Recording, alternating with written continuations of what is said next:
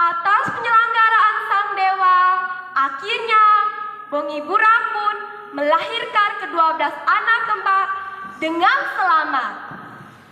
Segeralah Uto Olemanuk mengambil ke-12 anak itu, menyimpannya ke dalam sebuah labu yang besar, membawanya dan membiarnya di tepian pantai. Sebagai gantinya, ia mengambil 12 biji lontar dan sengaja dipoles dengan garam. Setibanya di rumah, ia membuka mata Bongi Burang. Ia menunjukkan ke-12 biji lontar itu kepada Bongi Burang. Inilah anak-anak yang kau lahirkan, bukan manusia, melainkan biji lontar ini. Bongi Burang hanya menangis. Dan ia tidak habis berpikir, apakah biji-biji lontar dapat menangis? Karena pada saat melahirkan, ia sempat mendengar tangisan-tangisan bayinya. Pada sore harinya, Mawulang pulang dari hutan. Segeralah Uto Olemanuk mengambil 12 biji lontar dan menyerahkannya kepada Mawulang. Lihatlah, inilah anak-anak yang dilahirkan oleh istri tercintamu, Bongi Burang. Biarlah saya tidak mampu melahirkan, asalkan jangan biji-biji lontar ini yang kuberikan padamu. Mawulang merasa marah. Ia mengusir Bongi Burang dari rumah, membiarkan dia merana. Di pantai, ketika air laut pasang naik, hanyutlah labu-labu yang berisi ke-12 anak itu. Pada suatu hari, turunlah penduduk ke pantai untuk mencari ikan. Ada seorang nenek tua yang menemukan labu berisi 12 anak bayi itu. Dengan senang hati, ia membawa pulang labu-labu itu dan merawatnya sebagai cucu-cucu kesayangannya. Dalam perawatan sang nenek, datanglah penduduk-penduduk setempat meminta agar ke-12 bayi itu menjadi santapan segenap penduduk.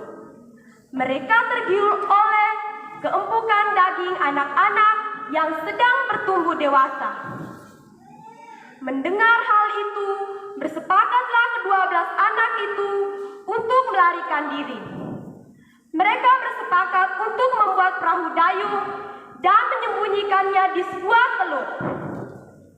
Pada malam harinya, ketika penduduk semua tertidur lelap, pergilah ke-12 anak itu mengambil perahu dayung mereka, tidak lupa di bawah gunting sakti milik si nenek.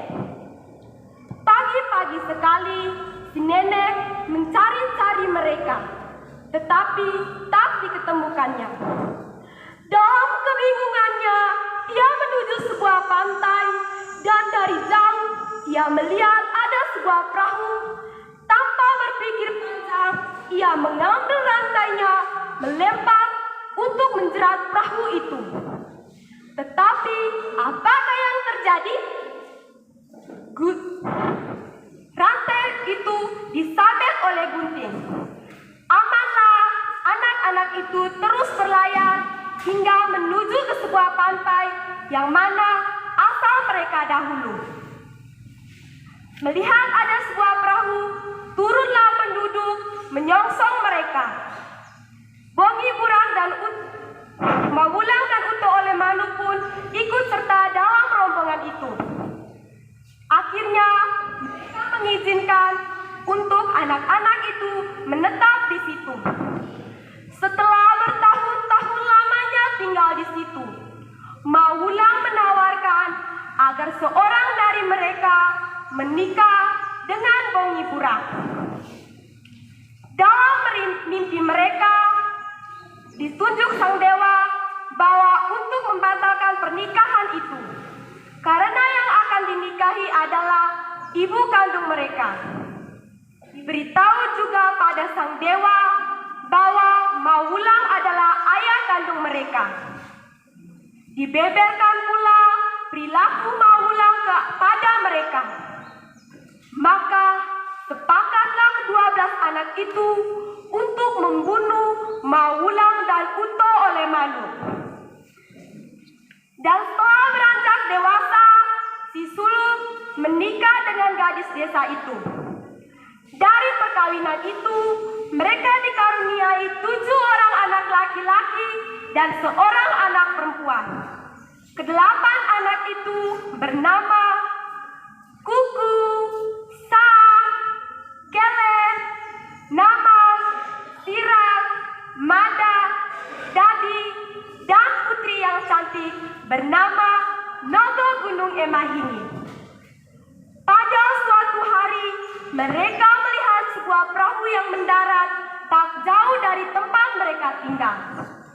Nogo Gunung Emahini disuruh saudara-saudara untuk menukarkan hasil kebun mereka kepada orang perahu.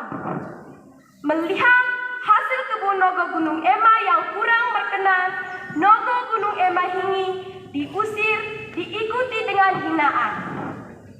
Kejadian ini berlangsung selama 3 kali. Berarti 3 kali pula lah Nogo Gunung Emah ini dihina dan dicercah.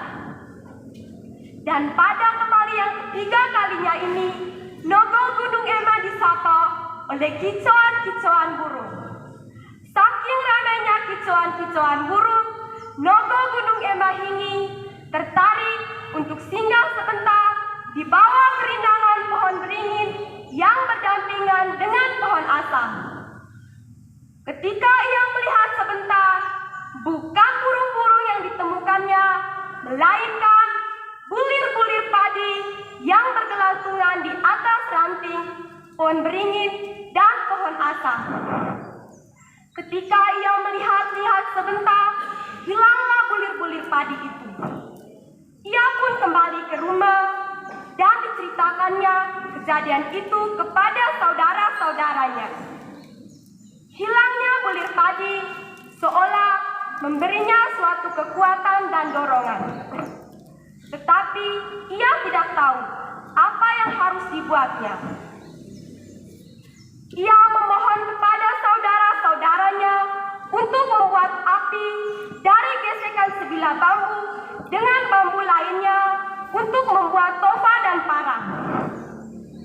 Dan setelah semuanya selesai, mereka pergi ke hutan, membabas hutan untuk membuka kebun. Setelah kebun itu selesai, timbullah persoalan baru.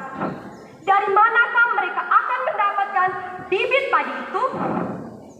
Nogo Gunung Emah ini memohon kepada saudara-saudaranya untuk menyiapkannya sehelai kain sarung yang ditenun indah dan sebuah baju kebaya dari kain kelederu. Dan semuanya siap, Nogo Gunung Emah ini menyuruh saudara-saudaranya untuk memasangkan kayu kukung dan mesbah batu. Ia menyuruh saudara-saudaranya untuk mengikatnya kepada kayu kukung dan mendudukannya di atas mesbah batu. Tetapi mereka tidak mau melakukannya. Atas paksaan Nogo Gunung Emah ini, bahwa yang dilakukannya demi keturunan mereka. Akhirnya mereka pun mau melakukannya. Satu persatu maju hendak membunuh Nogo Gunung Emah ini. Tetapi mereka semua mundur dengan lunglai karena merasa kasihan dan iba. Giliran si sulung dengan gagah dan berani ia mengambil parang memenggal leher Nogo Gunung Emah ini. Dan atas perintah Nogo Gunung Emah ini, mereka harus melihat ladang mereka pada hari keempat, hari ke-8, dan hari ke-12. Pada hari keempat, yang dilihatnya adalah daging-daging Nogo Gunung Emah ini telah berubah menjadi ulat-ulat yang memenuhi permukaan ladang. Pada hari ke-8 yang dilihatnya adalah ulat-ulat tadi berubah menjadi sejenis tumbuhan yang tumbuh menjarum ke atas. Pada hari ke-12 mereka datang lagi, yang dilihatnya adalah ladang mereka sudah ditumbuhi oleh berbagai macam tanaman, yaitu padi, jagung, dan tanaman lain sebagai sumber makanan pokok bagi mereka. Pada keesokan harinya, sang ibu bertanya kepada anak-anaknya, "Di manakah gerangan sang anak putrinya?" Mereka menjawab, "Ia sedang menjaga ladang mereka." Keesokan harinya mereka pergi ke ladang itu, dan sang ibu mencari-cari anaknya. Ia ke sudut yang pertama, memanggil-manggil nama anaknya, dan terdengarlah suara, "Oh emas, Gohpia," di sudut ladang lainnya. Ketika sang ibu menuju sudut ladang yang keempat, memanggil-manggil nama anaknya, "Di manakah engkau berada?" Terdengarlah suara dari tengah kebun. Yang dilihatnya hanyalah sebuah kayu kukung yang bersampingan dengan mesbah batu. Tiba-tiba merunduklah padi melilit-lilit kaki sang ibu. Terdengarlah suara tangisan yang menyayat hati. Tetapi di balik itu ada suara lain tentang janji kelimpahan bahan makanan di masa yang akan datang. Sang ibu pun menerima pengorbanan sang putrinya. Hasil panen mereka melimpah ruah, mengisi lumbung-lumbung yang telah dibangun oleh saudara-saudaranya.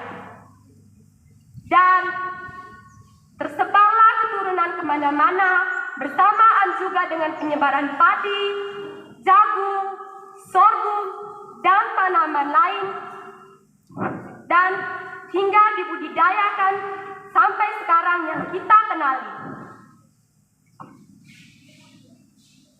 Di akhir cerita ini, saya mengajak, marilah kita memaknainya sebagai sumber inspiratif, positif, membangun bumi kita dari krisis ekologi demi kelangsungan hidup kita dan generasi di masa yang akan datang. Sekian cerita ini, saya ucapkan terima kasih.